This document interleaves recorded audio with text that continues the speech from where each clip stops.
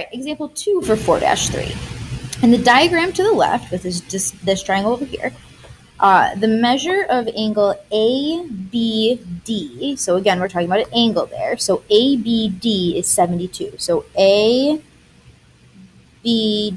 so that's this angle right here. So this angle is 72 degrees. Notice how I labeled the angle on the inside of the triangle and made that little arc mark to show you that that's the opening I'm talking about. That opening is 72 degrees. And DB is equal to 9. And so DB is this length right here is 9, from here to here. Which trig ratio would you use to find AB? So AB is what they're looking for. So that is the X, or that's the missing side that I don't know. Okay, so step 1, like we said, we labeled the given information. Next, we're going to label that hypotenuse and opposite and adjacent based on the angle. The only angle they gave me in this problem was that 72. So that's the angle that I'm using to determine the opposite and hypotenuse. Now remember, this triangle ABC, this whole big triangle, is not a right triangle. Only half of it is. So we're really only focused on this right triangle right here. We're not really looking at the other half of this triangle. We're kind of ignoring that.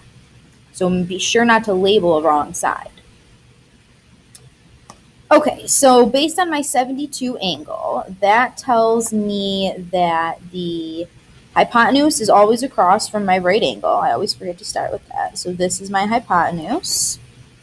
Across or opposite of the 72 would be that side AD. So this is my opposite side, leaving the adjacent to be that DB down here. Okay, so then go ahead and write your trig ratio, just like that SOHCAHTOA, that acronym is the word I was looking for. SOHCAHTOA. And then what sides or what parts of this triangle are we using or are we looking for? Well, we're looking for that side AB, so we're looking for the hypotenuse, and they gave us this 9 as the adjacent. So which trig ratio deals with hypotenuse and adjacent? Hypotenuse and adjacent would be the co, or the cosine. So when I set that up, remember, cosine, and it's always the angle inside of here, which again, this time we know what the angle is. This time we know the angle is 72, so that's what I can fill in, is equal to, and remember we said cosine was equal, cos of x was equal to adjacent over hypotenuse. The adjacent side was 9, and the hypotenuse was the x that we were looking for. So there we have that cosine ratio set up. The angle next to the words and the sides looped.